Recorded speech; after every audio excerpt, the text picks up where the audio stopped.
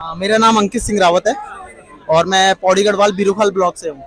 तो अभी मैं मतलब दिल्ली में सुप्रीम कोर्ट में जॉब कर रहा हूँ। तो मैं देख रहा हूँ कि हमारे उत्तराखंड में भू कानून की इतनी ज़्यादा जरूरत पड़ गई है कि बाहर के जो लोग हैं मतलब आके अधिक्रमण कर रहे हैं और जो इलीगल जमीनें हैं वहाँ पे उनका जो शमन हो रहा है वो मतलब मेरे को देख के बड़ा दुख होता है कि मतलब जो जमीनें सरकार के और अंडरग्राउंड में होनी चाहिए थी वो आज बाहर के लोगों ने वहाँ पे अधिक्रमण कर लिया है। अच्छा, अभी एक इलीगल एनक्रोचमेंट को हटाने गई थी धामी सरकार के कुछ नगर निगम की टीम वहां पर, और उन पर पथराव कर दिया गया और पेट्रोल बम भी उन पर बजाए गए। तो क्या लगता है देवभूमि क्या इस प्रकार से चलेगा अब देवभूमि? नहीं, मेरा ऐसा मानना है ये तो एक बहुत ही दुखद घटना है जो कि हुई है। और जो ये वहाँ पे जो घटना हुई है हल्द्वानी में, ये मुझे लगता है कि एक संप्रदाय के द्वारा नहीं, ये कुछ लोगों की करी करी साजिश है। और मेरा ऐसा मानना है कि देवभूमि में जो लोग हैं वो ऐसा तो कतई नहीं कर सकते, क्योंकि देवभूमि में ज्यादातर माना जाता है कि यहाँ पे सड़कें हमेशा टेढ़ी मेढ़ी पर लोग बहुत सीधे साधे हैं। लेकिन देवभूमि में कुछ ऐसे भी जो गैंग हैं वो सक्रिय हो चुके हैं, जो पैसे ले लेकर कर स्टाम्प पर मोहर मार करके और उनको 50-50 रुपए गज में जगह दे रहे हैं। नहीं, तभी इसलिए उत्तराखंड क्रांति दल ने और कई जो समाजवादी जो नेता हैं उन्होंने मांग उठाई है कि उत्तराखंड में भू कानून आना चाहिए, क्योंकि भू कानून आएगा तो वहाँ की जो संस्कृति है जो कि विलुप्त होती जा रही है वो इस समय जो बच पाएंगे। और मेरे को लगता है कि भू कानून इसलिए भी जरूरी है। और आजकल जो कह रहे हैं कि कुछ दल जो है सक्रिय हो गए हैं, जो पैसे दे के बुला लेते हैं, या पत्थरबाजी की जो घटनाएं हैं या आग लगा देना, ये बहुत ही दुखद घटना है। और ये हमारे लोकतंत्र डेमोक्रेसी जो इंडिया जो डेमोक्रेटिक कंट्री है उसमें तो बिल्कुल नहीं होना चाहिए। ये रोहिंग्या वगैरह कैसे एंट्री कर जाते हैं और ये वहीं पर एंट्री करते हैं जहाँ का युवा बाहर निकला हुआ है? जैसे पहाड़ों के जो युवा हैं वो अलग अलग राज्यों में चले जाते हैं, तो ये वहाँ कैसे एंट्री कर जाते हैं? क्या देश का कानून और देश की जो सेना है इन्हें, या जो अंदर के जो नेता हैं उनकी कोई नजर, या हिंदू समाज की कोई नजर इन पर नहीं रहती है? इसका मेन कारण यही है कि प्रशासन, क्योंकि उत्तराखंड में एक तो बेरोजगारी की समस्या और पलायन की समस्या ना बहुत बढ़ती जा रही है। वो तो पहले से ही थी ना वहाँ पर। आने वाले आप समय में देखोगे कि पलायन जो है कि दिन प्रतिदिन बढ़ता जा रहा है। उत्तराखंड में रोजगार क्या है नहीं, है ना।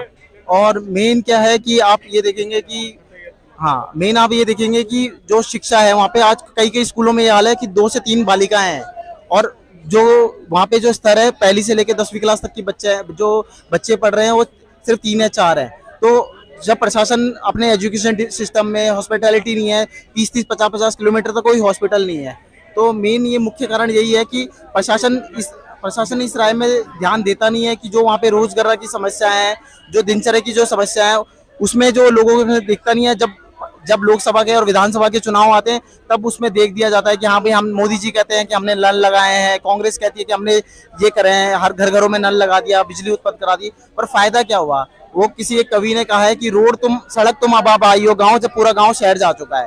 तो मेन जो है वहाँ पे रोजगार की समस्या। जो शहर जा चुके हैं उनके लिए आप कुछ कहना चाहेंगे कि उनके लिए क्या ऐसा करा जाए जो वो वापस वहां पर आ जाएं और इस प्रकार के जो रोहिंग्या बसाए जा रहे हैं वो ना बसाए जाएं?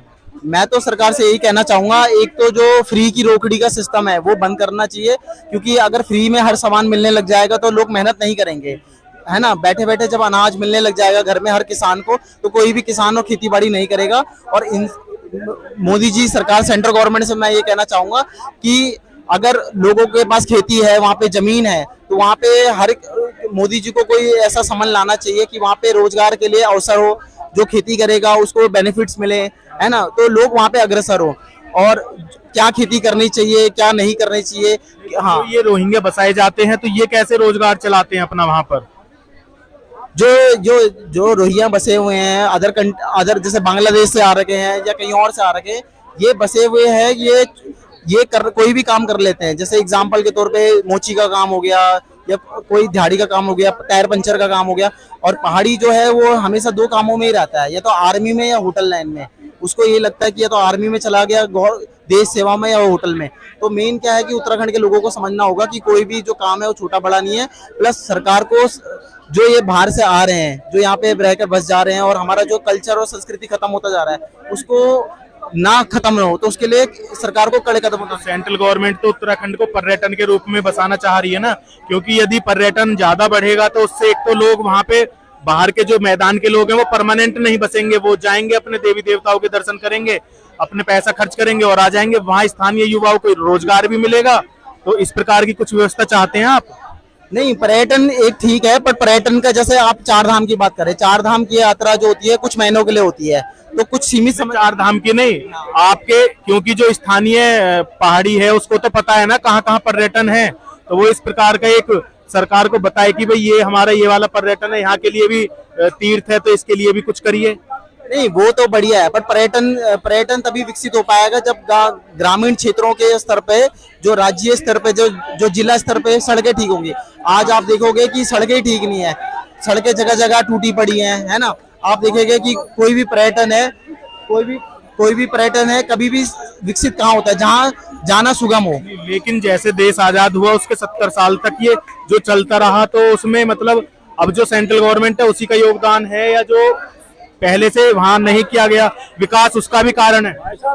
देखो, मैं तो ये कहता हूँ कि देखो, आप ये देख रहे हैं कि आप गठबंधन के स्तर पे, तो मैं ये कहना चाहूंगा गठबंधन की सरकार का कोई वो नहीं है। जैसे एग्जांपल के तौर पे आप अभी देख लो बिहार में आप देखेंगे कि बिहार का नहीं, आप उत्तराखंड की बात कर रहे हैं, हल्द्वानी की, और वहां उसका एग्जाम्पल दे रहा हूँ मैं आपको कि जैसे एग्जाम्पल, हाँ, अभी गठबंधन की सरकार तो ये है कि हाँ, आज किसी नेता पे करप्शन के कोई आरोप लगे, वो कल को किसी और बीजेपी में, कांग्रेस का नेता बीजेपी में जाके एकदम, कोई बीजेपी तो कोई गंगा नदी नहीं है जो वहां जाके उसके सुगम हो जाएंगे। आप अपनी बात रख दीजिए, वो हल्द्वानी वाली। मैं तो ये कहना चाहूंगा कि उत्तराखंड के लोगों को अभी इस समय जागृत होना पड़ेगा। अगर भू कानून पे लेके नहीं करेंगे तो आज हमारे क्षेत्रों में हमें बहिष्कार किया जाएगा, और आने वाले पे कल्चर में जो हमारी संस्कृति है वो हमें एकदम विलुप्त होती हुई दिखी जाएगी।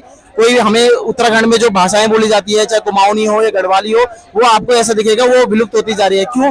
बाहरी लोगों का आगमन जो है बढ़ता जा रहा है। जो आपके होटल्स देखेंगे या पर्यटक के क्षेत्र में देखेंगे, बाहर के लोग ही है, उन्होंने जमीन लीज पे ली थी, आज उन पे कब्जा हो गया है। तो इस पे सख्त से सख्त इस पे कार्रवाई होनी चाहिए। उत्तराखंड में सरकार से मैं यही कहना चाहूंगा, भू कानून जल्दी से जल्दी लाया जाए। जी, तो ये थे उत्तराखंड के एक युवा, इन्होंने हल्द्वानी पर बात की और वहां पर किस प्रकार से रोजगार की समस्या है उसे भी इन्होंने बताया। धन्यवाद।